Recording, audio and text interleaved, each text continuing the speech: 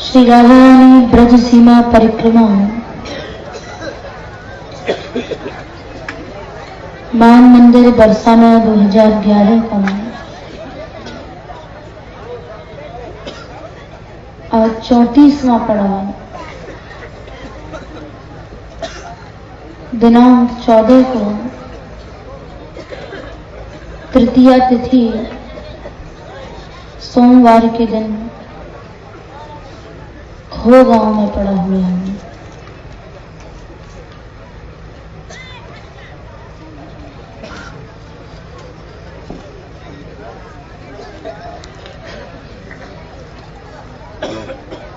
आज प्रातःकाल कुचावटी गांव से चले थे।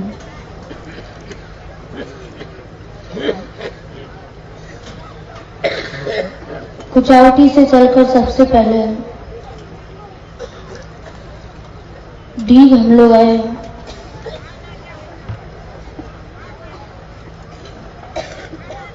डीग का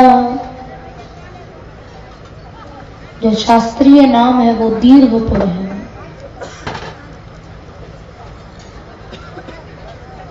चूंकि ये जितने भी गांव हैं सब सीमांत के गांव हैं, सीमांत गांव हैं, इसलिए ब्रज कहां तक है इसका लोग सही निर्णय नहीं कर पाते हैं।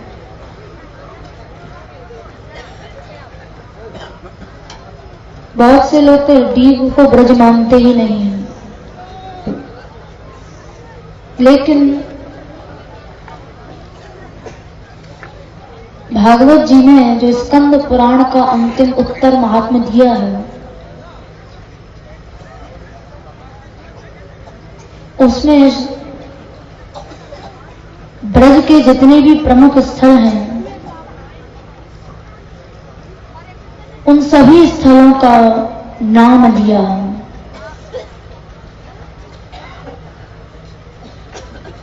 वहां दीर्घपुर डीग की भी चर्चा हुई है, इसलिए ये ब्रज के प्रमुख स्थलों में आता है दीर्घपुर। वहां उत्तर महात्म्य में लिखा है, गोवर्धने दीघपुरे मथुरायां महावने नंदिग्रामे बृहत्सानु कार्या राज्यस्थितिस्तोया। वहां दीर्घपुर का नाम आया है। दीर्घपुर डीग को ही कहते हैं।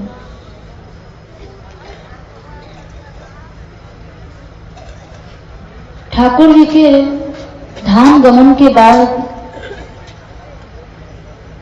सारा ब्रज उजड़ सा गया था। तब शांडिल्य मुनि के कहने से ठाकुर जी के जो प्रपौत्र थे श्री बज्रनाथ जी महाराज, उन्होंने पुनः ब्रज की स्थापना की।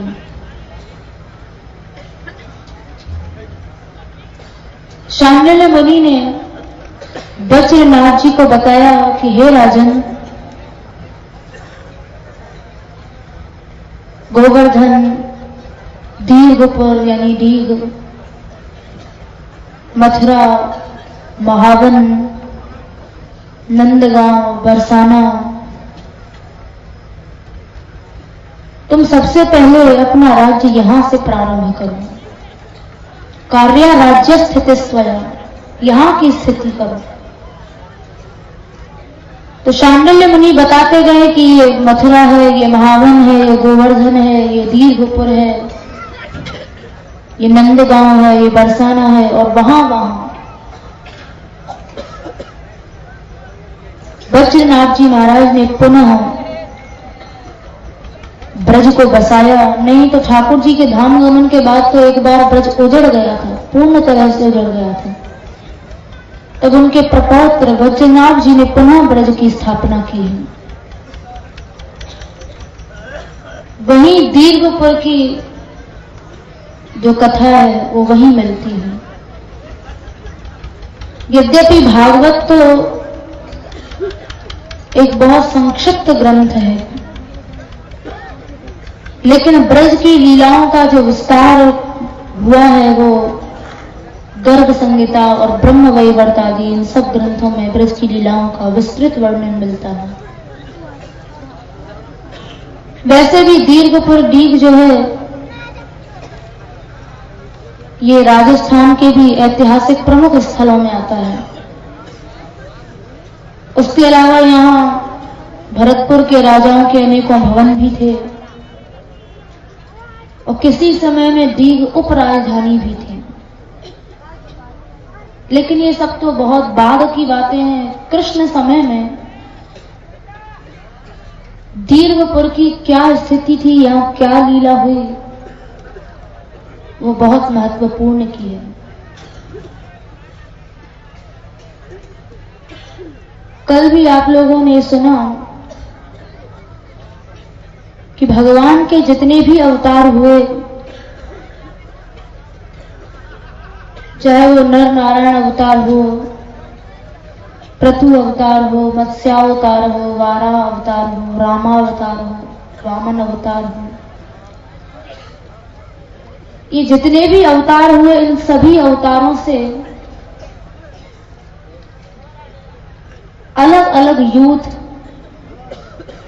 कृष्ण प्राप्ति की इच्छा से महाराष्ट्र में सम्मिलित होने के लिए ब्रज में आए। जैसे कल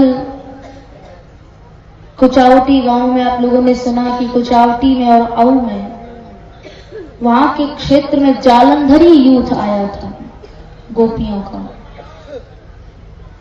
वैसे ही दीर्घपुर में यहाँ डीग में महाराष्ट्र में सम्मिलित होने के लिए कृष्ण प्राप्ति के लिए पुलिंदी नाम का यूथ आया था। पुलिंद कहते हैं भीलों को, क्योंकि रामावतार से 6 यूथ ब्रज में आए हैं। उन 6 यूथों में एक पुलिंदियों का यूथ भी था, भीलनियों का यूथ भी था, क्योंकि भीलनियां बहुत बड़ी भक्त हुई हैं। उनके अंदर कैसा विशुद्ध कृष्ण प्रेम था, इसकी चर्चा भागवत जी में भी आई है। पुलिंदियों की भक्ति के बारे में भागवत जी और गर्ग संहिता में कुछ एक जैसा उल्लेख प्राप्त होता है, बस थोड़ा सा शब्दों का अंतर है, नहीं तो बहुत एक उल्लेख मिलता है। वहां रामावतार में जो जो यूथ आए ब्रज में, एक जनकपुर का यूथ था, एक कौशल देश का था, एक अयोध्या का था और एक वनपथ पर जब भगवान जा रहे थे वनवास के लिए, उस समय भी जो नारियां ठाकुर जी के रूप को देखकर मोहित हुई थी, वो वनपथ का यूथ भी ब्रज में कृष्ण प्राप्ति के लिए आया। इसके अलावा जब भगवान श्री राम वन में रहे तो वहां उनके रूप को देखकर भीलनियां मोहित हो गई थी, तो उन पुलिंदियों का यूथ भी ब्रज में आया। 6वां यूथ था यज्ञ सीताओं का। तो ऐसे अनेकों यूथ ब्रज में आए, जो महाराष्ट्र में सभी यूथों का भगवान ने स्वागत किया, सबके मनोरथों को पूर्ण किया। क्योंकि जैसे रामावतार था उसमें जो नारियां मोहित हुई थी, भगवान उनकी इच्छा को पूर्ण नहीं कर पाए, क्योंकि उस समय जब यज्ञ सीताएं भगवान के पास आई, यज्ञ होने के बाद तो उन्होंने कहा कि प्रभु आपने हमारा पाणी ग्रहण किया और हमारे साथ आपने यज्ञ किया, तो हम आपकी पत्नी है, अब आपने यज्ञ कर लिया, अपना काम बना लिया, तो अब आप हमें ग्रहण क्यों नहीं कर रहे हैं, अब आप हमें छोड़ क्यों रहे हैं? ये तो बहुत बड़ा धर्म है। और बात भी सही थी, लेकिन वहां भगवान राम ने कहा कि हे देवियों तुम ठीक कह रही हो, लेकिन इस समय मैं एक पत्नी व्रत की मर्यादा में बंधा हुआ हूं, इसलिए मैं तुम्हारा ग्रहण अभी नहीं कर सकता हूं, लेकिन तुम्हारे जो मनोरथ हैं इनको मैं अवश्य द्वापर युग के अंत में जब कृष्ण रूप से अवतार लूंगा तो इनको जरूर पूर्ण करूंगा। तो यज्ञ सीताओं का यूथ भी ब्रज में आया। तो इस तरह से रामावतार के 6 यूथ ब्रज में आए कृष्ण प्राप्ति के लिए। पुलिंदियों का जो यूथ था, जब भगवान वनवास के लिए जा रहे थे तो वहां की जो भीलनियां थी वो उनके रूप को देखकर मोहित हो गए,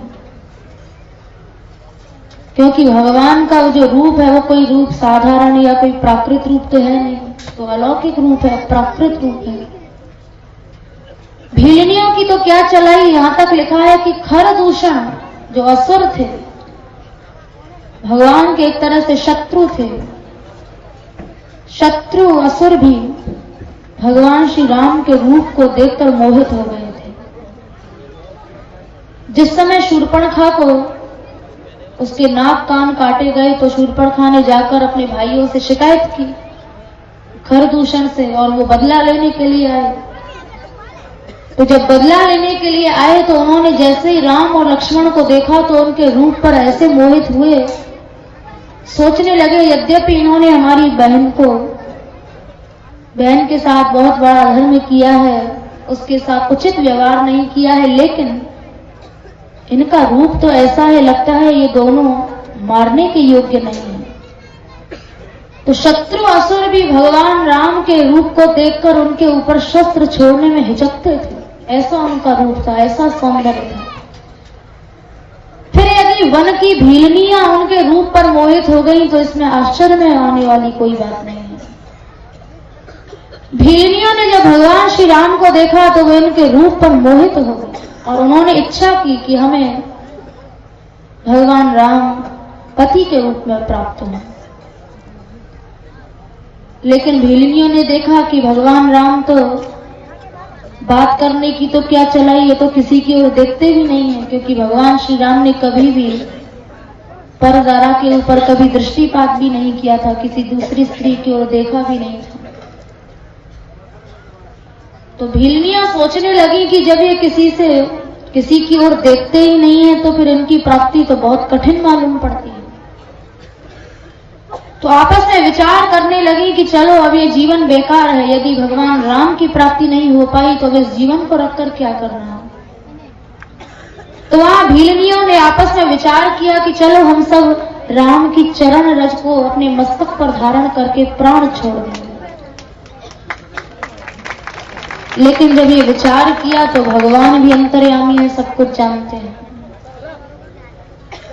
भगवान वहां एक ब्रह्मचारी का रूप बनाकर आए, और ब्रह्मचारी का रूप जब बनाकर आए तो तद्दर्शन स्मर रुजः पुलिंद्यः प्रेम विह्वलम्। उनके रूप को देखकर भीलनियां मोहित हो गई थी। भागवत जी में भी भीलनियों की भक्ति का वर्णन मिलता है वेणु गीत में। पूर्णा पुलिंद्य रुगाय पदाब्ज राग श्री कुमकुमेन दयितास्तन मंडितेन तद्दर्शन स्मर रुजस्तृण रूषितेन लिम्पन्त्य आनन कुचेषु जहुः सदाधि। और वही शब्द गर्ग संहिता में भी मिलते हैं कि तद्दर्शन स्मर रुजः पुलिंद्यः प्रेम विह्वला। थोड़ा सा ही अंतर है। भीलनियां सोचने लगी कि भगवान राम के चरण रज को अपने मस्तक पर धारण कर लो और शरीर छोड़ दो। श्रीमद पाद रजो धृत्वा प्राणा त्यक्तुम समुद्यता। जब प्राण छोड़ने का विचार किया तो भगवान से रहा नहीं गया, एक ब्रह्मचारी का रूप बनाकर आए। ब्रह्मचारी यतिर भूत्वा, राम जी ब्रह्मचारी का वेश बनाकर आए और रामस्तत्र समागत हो। उवाच प्राण संत्यागम मां कुरुत स्त्रियो व्रता। और ब्रह्मचारी का रूप बनाकर आए, बोले हे पुलिंदियों, देखो मैं इस वन में बहुत समय से तपस्या कर रहा हूं और तपस्या के प्रभाव से मेरे अंदर ऐसी शक्ति आ गई है कि मैं सबके भूत और भविष्य को जानता हूं, मैं त्रिकालदर्शी बन गया हूं। तो भीलनियां बोली कि आप हमें विश्वास दिलाने के लिए कुछ बताओ हमारे भूत भविष्य के बारे में। तो भगवान राम बोले देखो मैं एक बात बताऊंगा, उससे तुम लोग समझ जाना कि मैं त्रिकालदर्शी हूं। तो भीलनियों ने कहा ठीक है आप बताओ इस समय हमारे मन में क्या चल रहा है। तो ब्रह्मचारी रूप में आए हुए भगवान राम बोले, देखो इस समय तुम राम जी के रूप को देखकर मोहित हो गई हो और तुमने ये विचार किया है कि राम चरण रज को मस्तक पर धारण करके हम शरीर छोड़ देंगे। बताओ ये सत्य है कि नहीं? तो भीलनियां एक दूसरे की ओर देखने लगी, क्योंकि बात बिल्कुल सत्य थी। सबने कहा, हाँ आप बिल्कुल ठीक कह रहे हैं। तो ब्रह्मचारी रूप में आए हुए प्रभु ने कहा, देखो यदि तुम्हें मेरी बात पर विश्वास हो गया है तो मैं जैसा कहता हूं वैसा मानती जाओ। तुम्हें इस जन्म में तो इनकी प्राप्ति नहीं हो सकती है, लेकिन ऐसा भी मत सोचना कि तुम्हें इनकी प्राप्ति कभी नहीं होगी। द्वापर के अंत में तुम्हारा मनोरथ भगवान अवश्य पूर्ण करेंगे। जब उस ब्रह्मचारी ने ऐसा कहा तो उनको विश्वास हो गया, क्योंकि जिसने मन की बात जान ली तो उसके अंदर कुछ ना कुछ प्रभाव तो है ही। और इतना कहते ही ब्रह्मचारी वहां से गायब हो गया। तो भीलनियां आपस में कहने लगी कि देखो ये ब्रह्मचारी बिल्कुल ठीक कह के गया है। यदि हमारे अंदर इन प्रभु के प्रति उत्कट प्रेम है तो अवश्य हमें किसी ना किसी जन्म में इनकी प्राप्ति हो जाएगी, इसलिए हम प्राण नहीं छोड़ेंगे। तो भीलनियों ने वहां प्राण त्याग नहीं किया। वृंदावने द्वापरांते भविता वो मनोरथ इत्युक्त्वा ब्रह्मचारी तो तत्रैवांतर दिया। तो और ब्रह्मचारी की बात पर विश्वास करके वो भीलनियां वहीं प्रभु की प्राप्ति की इच्छा से रहने लगे। इसके बाद भगवान राम के आशीर्वाद से उन भीलनियों का जन्म विंध्याचल के वन में हुआ, जहां बहुत शक्तिशाली कोल भील रहा करते थे। पुलिंदा उद्घटा केचित विंध्याद्रि वनवासिनः। वहां के जो भील थे वो बड़े लुटेरे थे, लेकिन ऐसे लुटेरे नहीं थे। विलंपंतो राजवसु दीना नाम न कदाचन। वे ऐसे लुटेरे भील थे कि दीनों को, गरीबों को कभी नहीं लूटते थे, उनकी बल्कि और सहायता किया करते थे। उन्हीं कोल भीलों के यहाँ विंध्याचल के वन में त्रेता युग की जो भीलनियां थी उनका यहाँ जन्म हुआ। इसके अलावा एक बार वहां के जो बलवान भील थे विंध्य नरेश से उनका बड़ा भारी युद्ध हुआ। तो जब युद्ध हुआ तो जितने भी भील थे, अब राजा की सेना तो बड़ी भारी होती है, भील थोड़े बहुत थे, जब हारने लगे तो उन्होंने महाराज कंस की सहायता ली।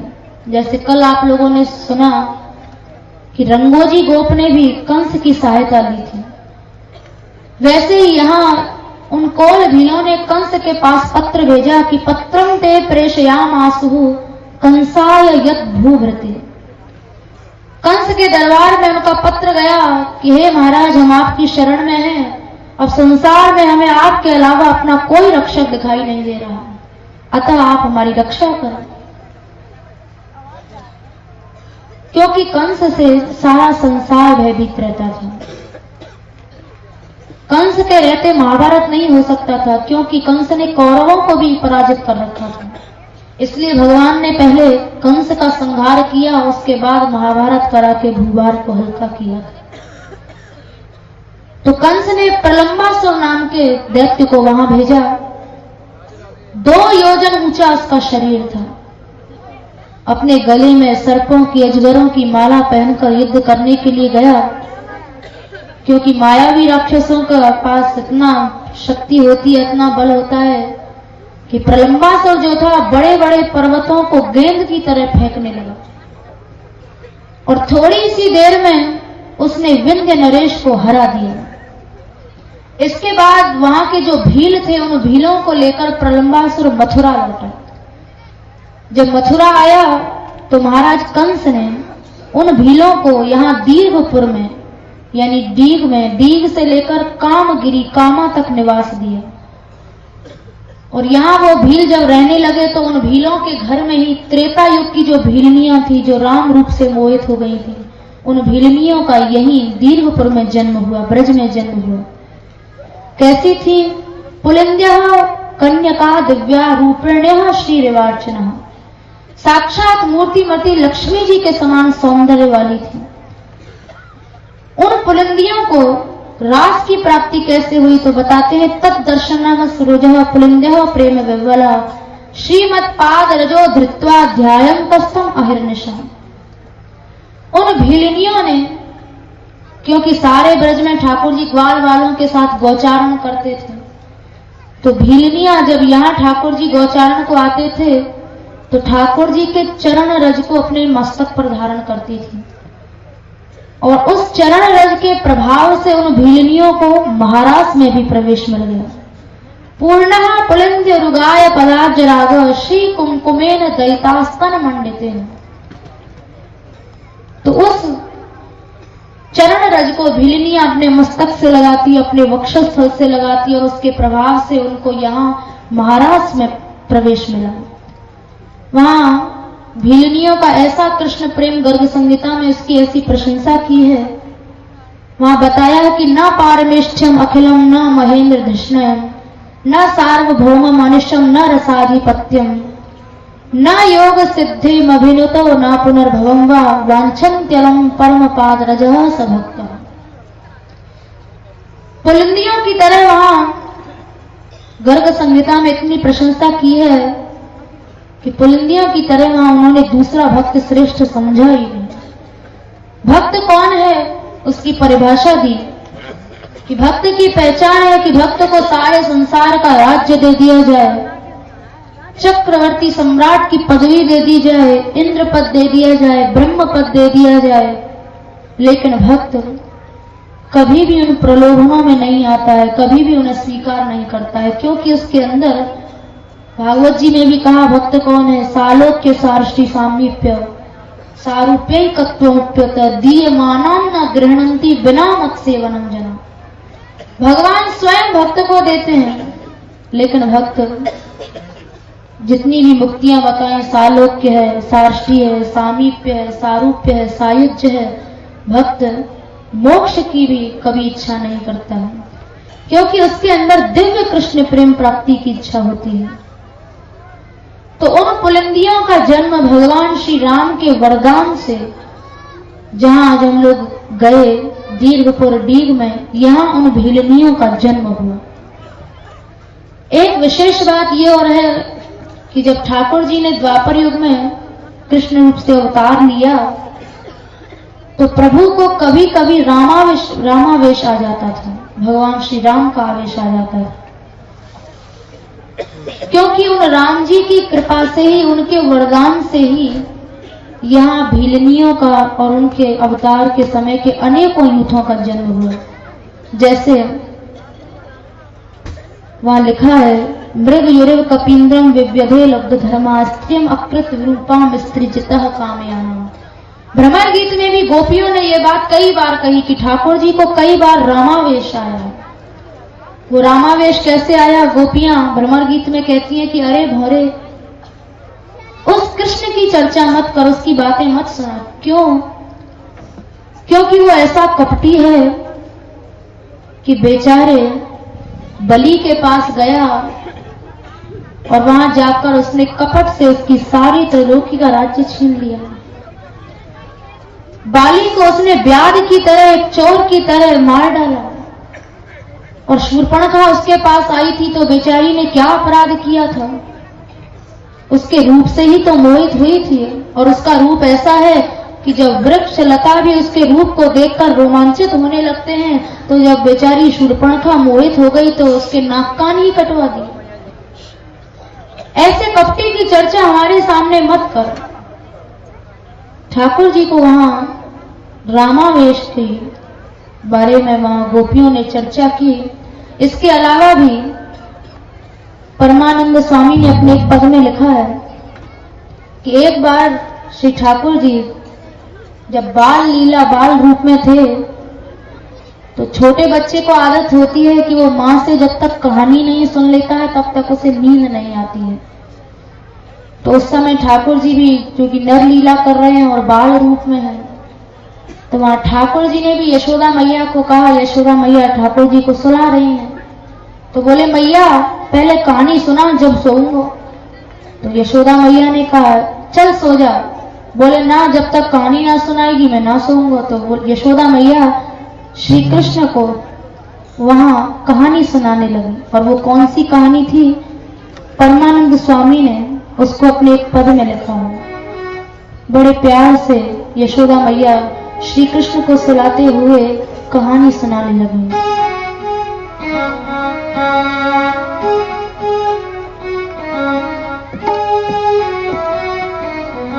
सुन सुत एक कथा कहूँ प्यारी,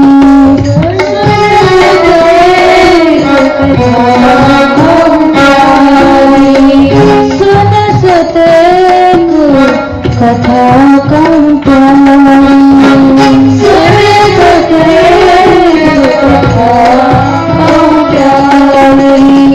यशोदा मैया जब कहानी सुनाने लगी तो बाल कृष्ण को कहा, देख कन्हैया मैं कहानी तो सुनाऊंगी लेकिन तू हुंकारी भर तो जाइयो, क्योंकि हुंकारी ना भरेगो तू सो जाएगा और मैं कहीं कहानी सुनाती रह जाऊं। तो ठाकुर जी बोले, ठीक है मैया मैं हुंकारी भरूंगा और तू कथा सुना।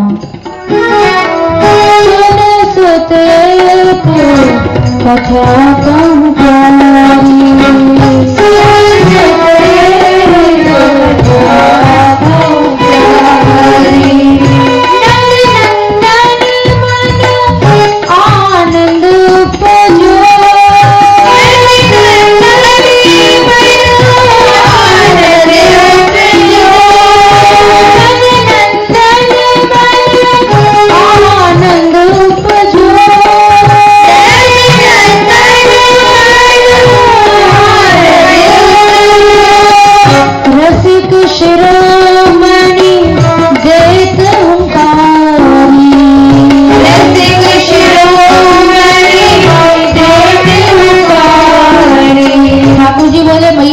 अच्छी सी कहानी सुनाई और जब भी हुंकारी भरूंगा।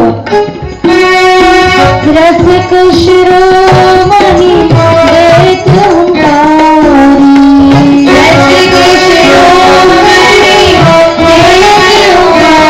हुंकारी, सुन सुत एक कथा कहूँ प्यारी, सुन सुत एक कथा कहूँ प्यारी। यशोदा मैया कहानी सुनाने लगी। बोली, कन्हैया एक नगर हो वहाँ को नाम हो अयोध्या। तो ठाकुर जी बोले आगे बोल। तो यशोदा मैया ने कही, वो नगर कहाँ हो?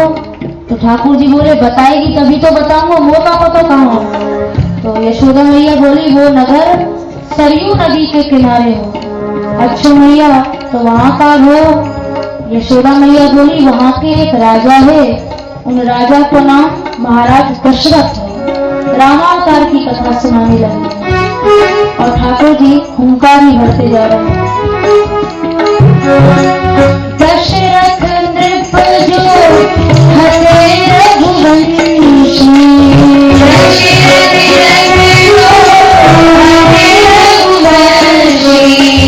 दशरथ नृप जो हरे रघुवंशी,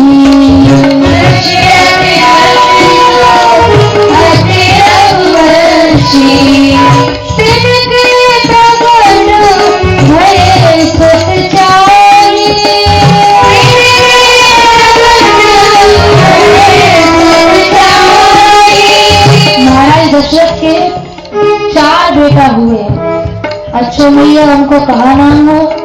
तो यशोदा मैया सुनाने लगी, जो बड़ा बेटा हो वह को नाम हो राम, लक्ष्मण, भरत और शत्रुघ्न। ये 4 बेटा महाराज दशरथ के हुए। ये कहानी रामावतार की कथा यशोदा मैया ठाकुर जी को सुना रही है और रसिक शिरोमणि देत हुंकारी, ठाकुर जी हुंकारी बढ़ते जा रहे हैं।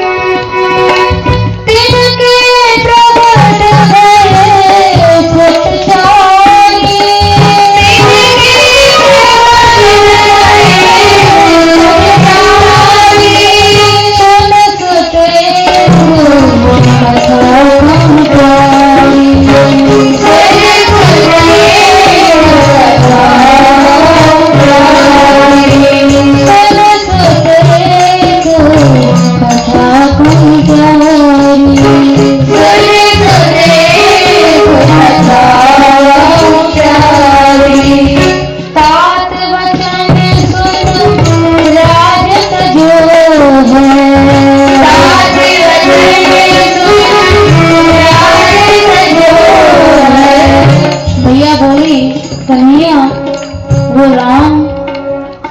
प्रभावशाली पुत्र हो कि राम एक बार जब वाके राज तिलक की बात चली तो वाकी जो सौतेली माँ ही जाको नाम केकई हो, वाने महाराज दशरथ से राज तिलक की जब बात चली तो 2 वरदान मांग लिए। एक तो अपने पुत्र को राज्य गद्दी और राम को 14 वर्ष को वनवास। तो राम ऐसे आज्ञाकारी है कि पिता ने स्पष्ट रूप से राम को नहीं कहा कि वन जाओ, लेकिन पिता की इच्छा जानकर उनकी वचन को पूर्ण करने के लिए राम अपने आप अपने अनुज लक्ष्मण और भार्या सीता को लेकर वनवास के लिए चल पड़े। तात वचन सुन राज तजो है, तात वचन सुन राज तजो है। और एक पत्नी व्रतधारी है। वाल्मीकि रामायण में राम जी के बारे में कहा, रामो द्विवार न विभाषते। भगवान राम ने एक बार जो कह दिया वो करके ही रहा, कभी दूसरी बात नहीं बदली। वनवास तो चले गए तो अवधि पूरी ही करके आए, बीच में से नहीं लौट आए। तो ऐसा प्रभावशाली बेटा हो। तो ठाकुर जी बोले अच्छा मैया, बोले हाँ। सात वचन सुन राजत जो है,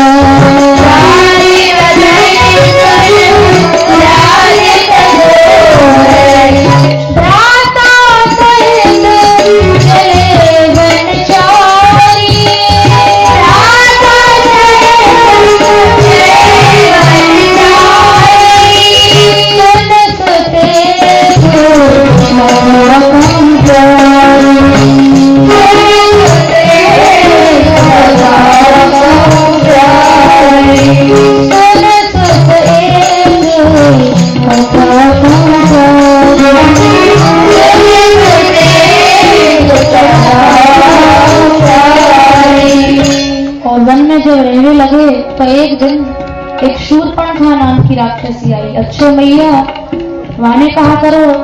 तो यशोदा मैया बोली, वो राम के रूप को देखकर ऐसी मोहित हुई कि राम के पास गई और याचना करी कि तुम मोह अपनी पत्नी बना लो। तो उनके जो अनुज है लक्ष्मण, उनको गुस्सा आया और उन्होंने शूर्पणखा को विरूप कर दिया, वहां के नाक कान काट लिए। तो ठाकुर जी सुनकर बड़ी जोर से हंसे, अच्छो मैया वह राक्षसी के नाक कान ही काट लिए। बोले हाँ, फिर क्या भयो? तो वो शूर्पणखा राक्षसी जो ही वो अपने भाई के पास गई, खरदूषण के पास। तो खरदूषण रावण खरदूषण को 14,000 राक्षसों के साथ राम ने मार दिया। उसके बाद रावण आयो तो रावण ने बदला लेवे को सीता जी के हरण का विचार किया। तो हरण के काजे एक ऐसो नाटक रचो कि सोने को हिरण वहां भेजो। सोने को हिरण देख के राम जो है वो वह हिरण को देख के मोहे थे कि वह के पीछे भागे। और इधर तो प्रभु हिरण के पीछे भागे और पीछे से जो रावण हो साधु को रूप बना के आयो, भिक्षा ले गए। और सीता जी को जब सीता जी भिक्षा देवे आई तो विमान पर बैठा के हरण करके ले गए। तो कन्हैया हनुमान ने जब सीता जी की खोज करी तो तू जाने उन्होंने लंका को क्यों जलाया? बोले ना मैया मैं ना जानू, तू बता क्यों जलाया? तो यशोदा मैया ने बताया कि हनुमान जी ने वो लंका को इसलिए जलाया कि वो लंका सोने की बनी हुई। तो हनुमान जी विचार करने लगे कि सोना इतना खराब चीज है कि याने हमारे प्रभु को मोह लिया। तो प्रभु जाके पीछे भागे और सीता माता को हरण ले गए। तो ऐसी खराब चीज को ही मैं सबसे पहले जाके फूकूंगा। तो यहाँ हमारे हनुमान जी ने सबसे पहले सोने की लंका को फूका। धावत कनक मृगा के पीछे, धावत कनक मृगा के पीछे, धावत कनक मृगा के पीछे, धावत कनक मृगा के पीछे, राजीव लोचन केली बिहारी।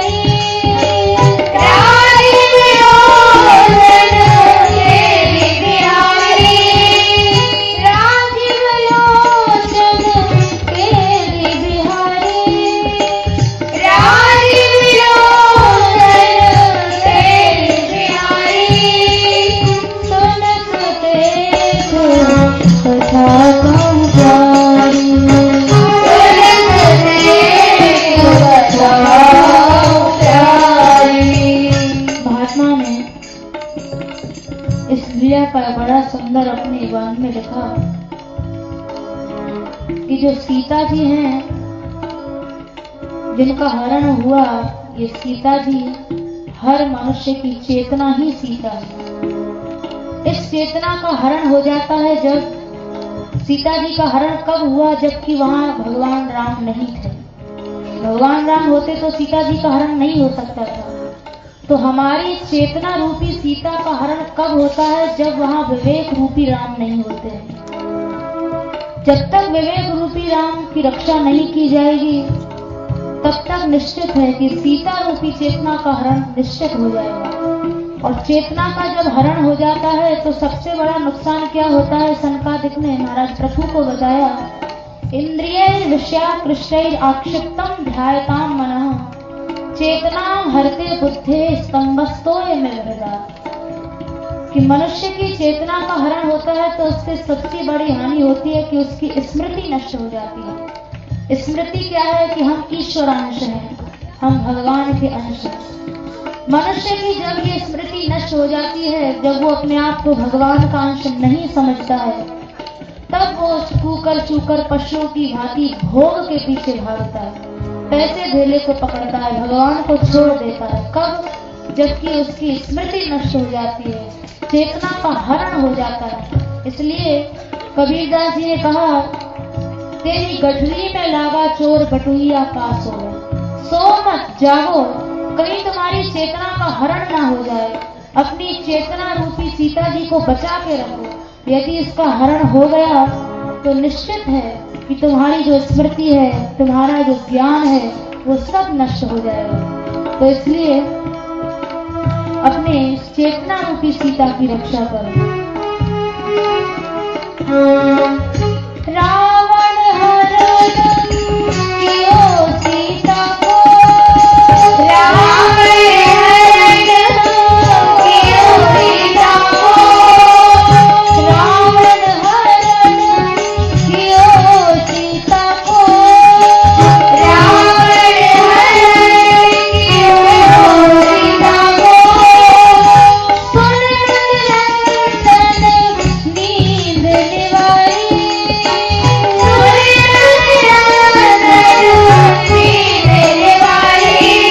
जैसे ही यशोदा मैया ने कहानी सुनाते सुनाते कहा, कन्हैया सीता जी का हरण हो गया, तो उसी समय बाल रूप में भगवान छोटे से खड़े हो गए और बोले, लक्ष्मण कहाँ है मेरा धनुष, जल्दी से लेकर आओ।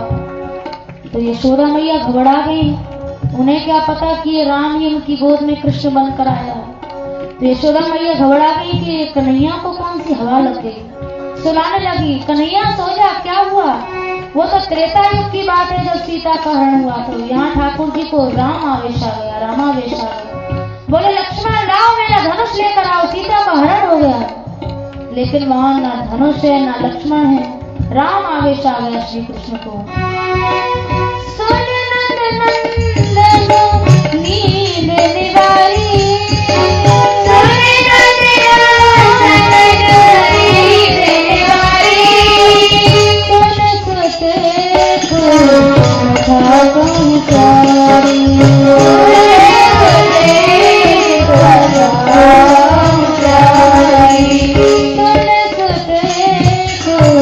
कथा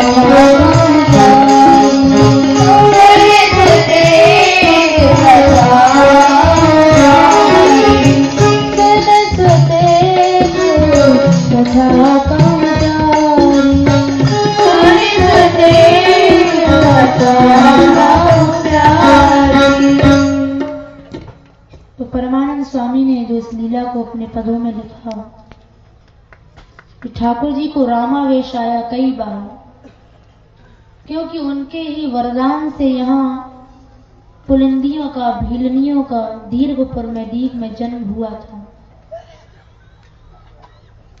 तो संक्षेप में दीर्घपुर की लीला सुनी। वहां पुलिंदी यूथ की गोपियां रास में सम्मिलित होने के लिए आई थी। अब खो की भी लीला सुन लो। यहाँ जो लीला हुई, यहाँ की तो नाम से ही पता चलता है कि यहाँ क्या लीला हुई होगी, नाम ही खो है।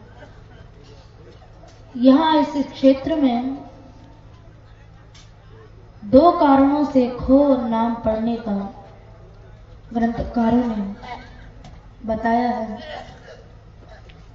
पहला कारण, जब ब्रज गोपियां ठाकुर जी के साथ यहाँ रमण विहार कर रही थी, तो भगवान गोपियों के बीच से अंतर्धान हो गए थे। तो गोपियां जैसे गज के बिना हथनियों की स्थिति हो जाती है, वैसे ही गोपियां श्री कृष्ण के बिना अपने को अनाथ समझकर श्री कृष्ण को यहाँ ढूंढने लगी। ये वही स्थान है जहां से ठाकुर जी अंतर्धान हुए थे। दूसरा कारण खो नाम पढ़ने का ये है कि खो को, इस क्षेत्र को महाराज भूमि भी माना जाता है।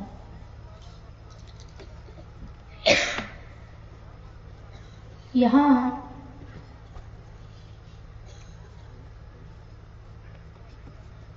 जब महाराज हुआ, 4 बार महाराज हुआ है ब्रज में। तो महाराज यहां इस क्षेत्र में भी हुआ। तो महाराज के प्रारंभ में जब श्री ठाकुर जी ने वेणुनाद किया, बंशी बजाई, तो उस वंशी की ध्वनि को सुनकर सभी गोपियों का चित्त खो गया था। ठाकुर जी ने उनके चित्त को चुरा लिया। तो दूसरा कारण खो नाम पढ़ने का यह भी है।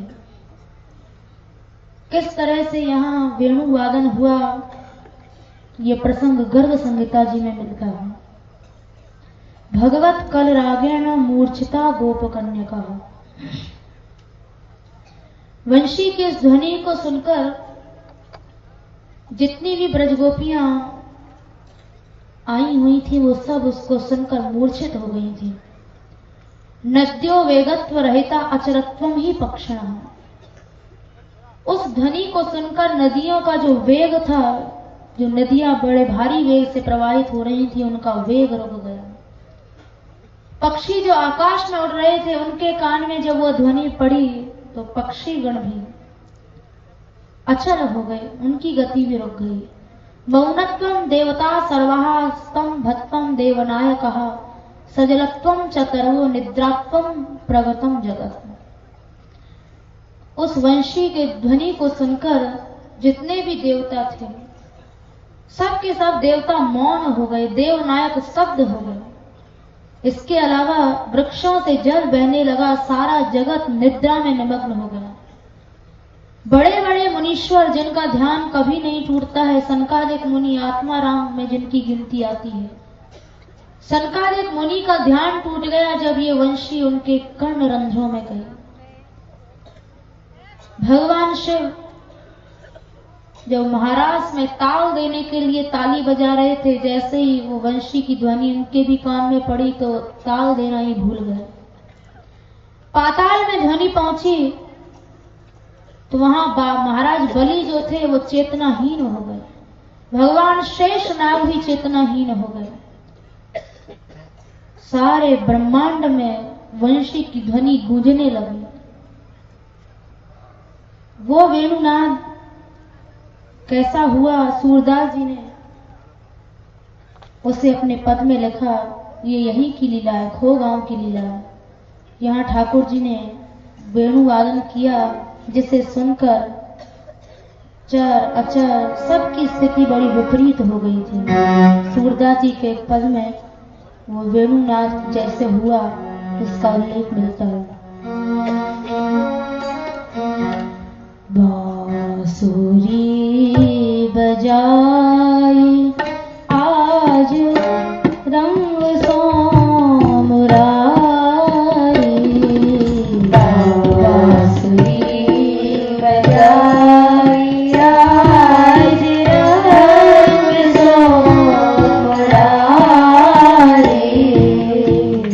बांसुरी बजाई आज रंग सो मुरारी, बांसुरी बजाई आज रंग सो मुरारी। वंशी की ध्वनि उठी। भगवान शिव कैलाश पर्वत पर समाधि लगाए बैठे हुए हैं। जैसे ही वंशी कानों में गई तो समाधि टूट गई। शिव समाधि बिसर गई, शिव समाधि बिसर गई, शिव समाधि बिसर गई, शिव समाधि बिसर गई, भोली शंकर की तारी, भोली शंकर की तारी, भोली शंकर की तारी, भोली शंकर की तारी, भोली शंकर की तारी, भोली शंकर की तारी। भगवान शिव ताल देना भूल गए और ब्रह्मा जी वेद पढ़न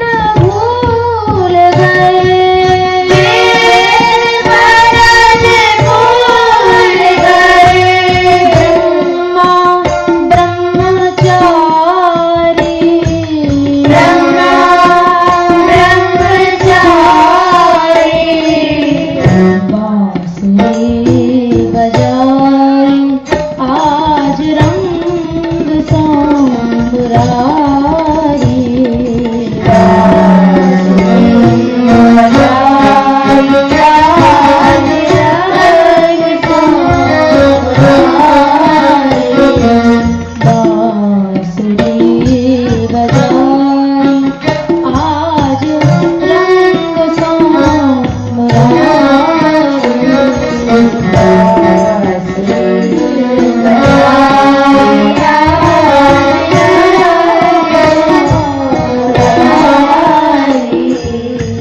रसना गुण कही न सके, रसना कही न सके, ऐसी सुधि बिसारी, ऐसी सुधि बिसारी,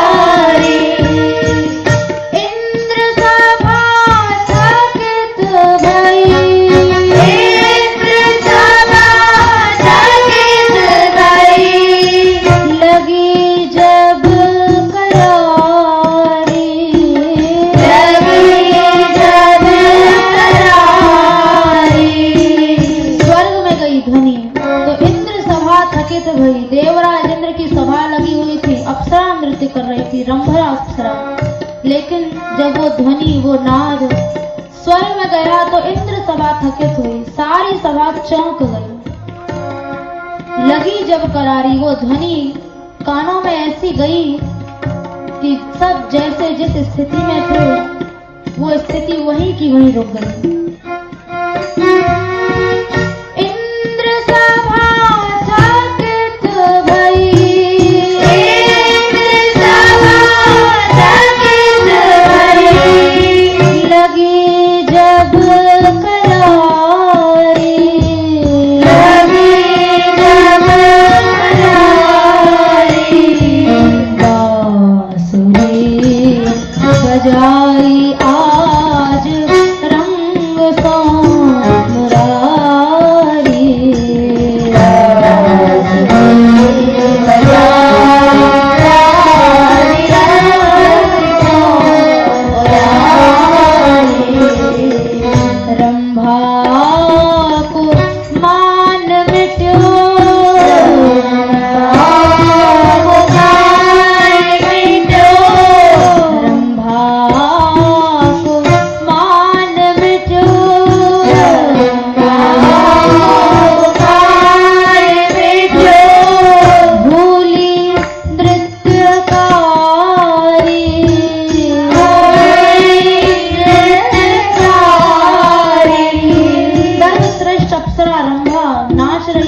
सभा लगी हुई है और नाचना ही भूल गए। भूली नृत्यकारी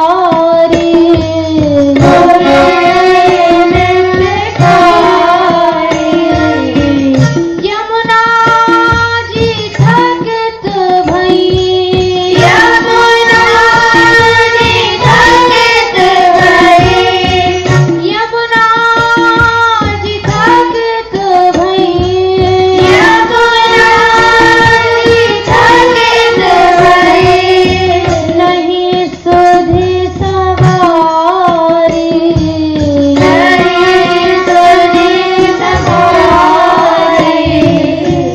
बांसुरी बजाई आज रंग तो मुरारी,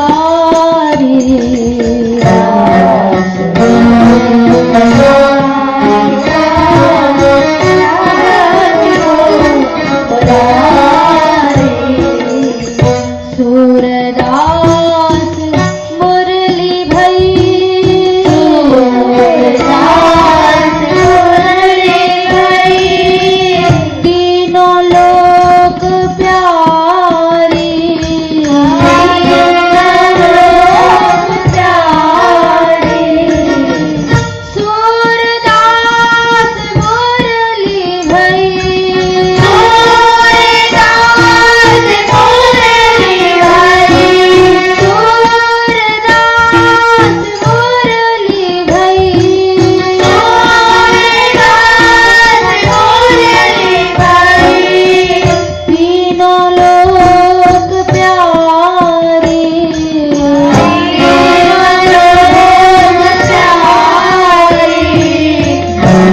बांसुरी बजाई आज रंग सो मुरारी, बांसुरी बजाई आज रंग सो मुरारी, बांसुरी बजाई आज रंग सो मुरारी,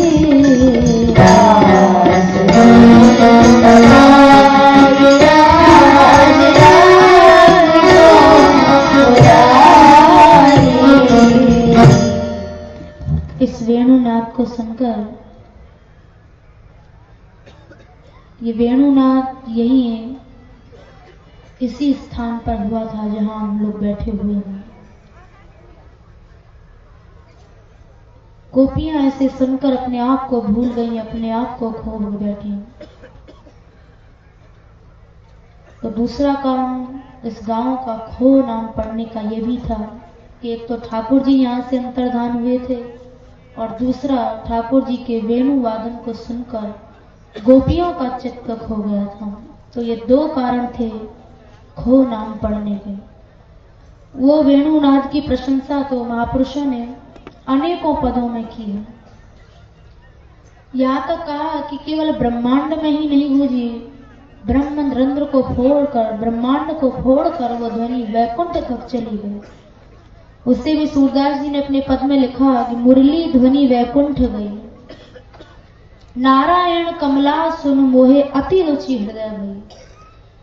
वो वेणुनाद जब वैकुंठ में नारायण भगवान और लक्ष्मी जी के पास पहुंचा तो एक दूसरे की ओर देखने लगे कि ये मधुर ध्वनि कहां से आ रही है। सुनहु प्रिया यह अद्भुत वाणी, वृंदावन हरि देखो। नारायण भगवान ने लक्ष्मी जी को कहा, देवी ये नाद, ये ध्वनि वृंदावन से आ रही है। तो वृंदावन में क्या हो रहा है? धन्य धन्य श्रीपति मुख कही कही जीवन ब्रज को लेख्यो। भगवान नारायण, लक्ष्मी जी स्वयं इस भूमि को बार बार धन्य धन्य कहने लगे, जहां ठाकुर जी ब्रज गोपियों को सुख प्रदान करने के लिए ये सुंदर मनोरम क्रीड़ाएं कर रहे हैं। रास विलास करत नंद नंदन सो हमते अति दूर। लक्ष्मी जी की भी उस महाराज में पहुंच नहीं थी जिस महाराज में राम जी के वरदान से पुलिंदियों को, साधारण भीलनियों को, भीलनी जात कितनी नीच होती है, कितनी निकृष्ट होती है। सुखदेव जी महाराज ने इसीलिए भागवत जी में कहा केवा स्त्रियों वनचरीर व्यभिचार दुष्टा। भीलनियों को कहा कि इनके अंदर तो कोई आचरण भी नहीं है, आचरण से दूषित व्यभिचारिणी है। लेकिन व्यभिचार भी दो प्रकार का होता है। एक तो विगता अविचार यस्मात्, जिसके अंदर से अच्छा आचरण चला गया है उसे भी व्यभिचार कहते हैं। और दूसरा विशेषण आचार इति व्यभिचार, जिसके अंदर विशेष आचरण होता है उसे भी व्यभिचार कहा जाता है। लेकिन यहाँ भीलनियों के अंदर जो आचरण था वो विशेषण अविचार था, विशेष व्यभिचार था। तो विशेष माने अच्छा आचरण था ये, कि ठाकुर जी से उनका प्रेम हुआ और किसी से उन्होंने प्रेम नहीं किया। तो इसलिए जिस रास में लक्ष्मी जी को प्रवेश नहीं मिला, उस रास में राम जी की कृपा से पुलिंदियों का, भीलनियों का प्रवेश हो गया। धनी ब्रजधाम धन्य ब्रज धरणी, उड़ लागे जो धूर, यह सुख तीनों भुवन में नाही, जो हरि संग पल एक, सूर निरख नारायण एकटक भूले नैनन में। ये सुख जो ब्रज गोपियों ने ठाकुर जी के साथ रमण करने में यहाँ ब्रज में प्राप्त किया, यह सुख तीनों लोकन में नहीं, सारी त्रिलोकी में भी ये सुख नहीं है, जो हरि संग पल एक, जो ठाकुर जी के संग एक पल में यहाँ जिसने भी महाराज में जिसको भी प्रवेश मिल गया, उसका सौभाग्य तो लक्ष्मी जी से भी बढ़ चढ़ कर था, क्योंकि लक्ष्मी जी को यहाँ एक पल के लिए भी प्रवेश नहीं मिला। तो ये वेणुवादन यही इसी भूमि में हुआ। संक्षेप में आपने यहाँ की भी लीला सुन ली, अब कीर्तन करेंगे। राधे गोविंद गोविंद राधे, राधे गोविंद